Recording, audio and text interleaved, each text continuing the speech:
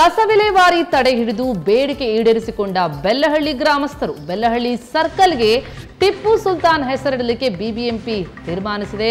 Jakkur ward ವ್ಯಾಪ್ತಿಯ ಬೆಲ್ಲಹಳ್ಳಿ ಸರ್ಕಲ್ಗೆ ಟಿಪ್ಪು ಹೆಸರಿಡಲಿಕ್ಕೆ ಒಪ್ಪಿಗೆ. ಕಸ ವಿಲೇವಾರಿಯನ್ನ ತಡೆದು ಬೆಲ್ಲಹಳ್ಳಿ ಸರ್ಕಲ್ಗೆ ಈಗ ಟಿಪ್ಪು ಹೆಸರನ್ನ ಇಡುವಂಥದ್ದು ಗ್ರಾಮಸ್ಥರ ಒತ್ತಡಕ್ಕೆ ಮಣಿದು ನಿನ್ನೆಯ ಕೌನ್ಸಿಲ್ ಸಭೆಯಲ್ಲಿ ತೀರ್ಮಾನ ಆಗಿರುವಂಥದ್ದು.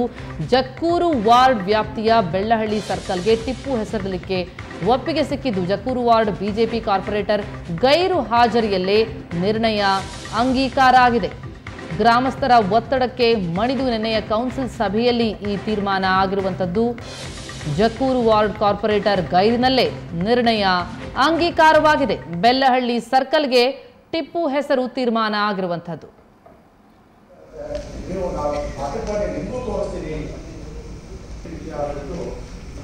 ಅವರು ಹೇಳಿರೋದು ನಿಜಕ್ಕೂ ಆ ಮಾತಿನ ಅರ್ಥ ಎತ್ತದೋಗ್ಬಿಟ್ಟು ನಾವೆಲ್ಲ ಊಹೆ ಮಾಡಬೇಕಾಗ್ತದೆ. ಅಂದರೆ ಮಾಜಿ ಮಂತ್ರಿಗಳಾದಂಥ ಜಾರ್ಜ್ ಫರ್ನಾಂಡಿಸ್ ಅವರು ಈ ಕುರಿತು ಮಾತನಾಡಲಿಕ್ಕೆ ಜಕ್ಕೂರು ಬಿಬಿಎಂಪಿ ಸದಸ್ಯರಾದಂತಹ ಮುನೀಂದ್ರ ಕುಮಾರ್ ಅವರು ನಮ್ಮ ಜೊತೆ ದೂರವಾಣಿ ಸಂಪರ್ಕದಲ್ಲಿದ್ದಾರೆ. ಮುನೀಂದ್ರ ಕುಮಾರ್ ಅವರೇ ನಮಸ್ಕಾರ. ನಮಸ್ಕಾರ. ಏನಿದು ಬೆಳ್ಳಹಳ್ಳಿ ಸರ್ಕಲ್ಗೆ ಟಿಪ್ಪು ನಾಮಕರಣ ಆಗಿದೆ, ಆದರೆ ಅಲ್ಲಿ ಕಾರ್ಪೊರೇಟರ್ ಇಲ್ಲದಂತಹ ಸಂದರ್ಭದಲ್ಲಿ ಈ ಒಂದು ಹೆಸರನ್ನ ಇಡಲಾಗಿರುವಂಥದ್ದು ತಮ್ಮ ಗಮನಕ್ಕೆ ಬಂದಿರಲಿಲ್ವಾ? ಹೇಗೆ? ಖಂಡಿತ ಇಲ್ಲ ಮೇಡಮ್, ಅಜೆಂಡಾನೇ ಇರ್ಲಿಲ್ಲ. ನಿನ್ನೆ ಸಬ್ಜೆಕ್ಟ್ ಮೀಟಿಂಗ್ ಇರ್ಲಿಲ್ಲ, ಯಾರಿಗೂ ಕೂಡ ಕಾಪಿಯನ್ನು ಕೊಡ್ಲಿಲ್ಲ. ನಾವು ಮೀಟಿಂಗ್ ಅಲ್ಲಿ ನಾನು 4:30 5 ಗಂಟೆವರೆಗೂ ಅಲ್ಲೇ ಇದ್ದೆ. ನಾನು 6 ಗಂಟೆಗೆ ಯಾರು ಇಲ್ಲದಂತ ಸಂದರ್ಭದಲ್ಲಿ 3-4 ಜನ ಬಿಜೆಪಿ ಸದಸ್ಯರಿದ್ದಂತ ಸಂದರ್ಭದಲ್ಲಿ ಇವರು ಅನೌನ್ಸ್ ಮಾಡಿದ್ದಾರೆ, ಸಬ್ಜೆಕ್ಟ್ ಪಾಸ್ ಮಾಡ್ಕೊಂಡಿದ್ದಾರೆ. ಇದು ಇಲ್ಲಿಗಲ್ ಕೂಡ, ಇದು ವಿರುದ್ಧ ನಾವು ಹೋರಾಟ ಮಾಡ್ತೀರಿ. ನಿಜಕ್ಕೂ ಗ್ರಾಮಸ್ಥರ ಒತ್ತಡ ಇತ್ತ? ಇದಕ್ಕಾಗಿ ಗ್ರಾಮಸ್ಥರಿಗೆ ಅವರ ಆಶಯ ಆಗಿತ್ತ ಇದು?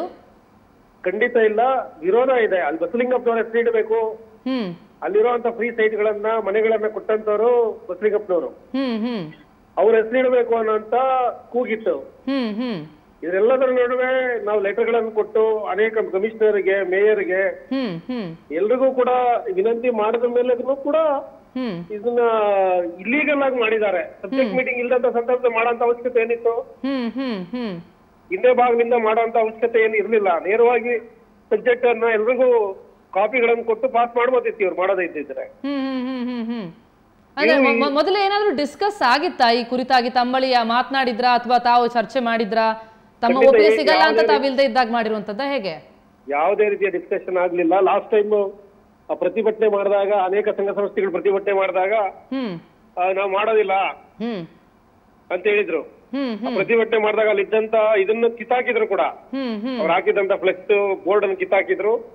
ಆದ್ರೆ ಈಗ ಏಕಾಏಕಿ ಆ ಸಬ್ಜೆಕ್ಟ್ ಅಂತ ಮಾಡಿದ್ದಾರೆ. ಇದು ಕಾನೂನು ಬಾಹಿರ ಕೂಡ. ಅಲ್ಲ, ಕಸ ವಿಲೇವಾರಿಯನ್ನ ತಡೆ ಹಿಡಿದು ಬೇಡಿಕೆ ಈಡೇರಿಸಿಕೊಂಡಿದ್ದಾರೆ ಬೆಲ್ಲಹಳ್ಳಿ ಜನತೆ ಅಂತ ಹೇಳಲಾಗ್ತಾ ಇರುವಂತದ್ದು. ಖಂಡಿತ ಇಲ್ಲ.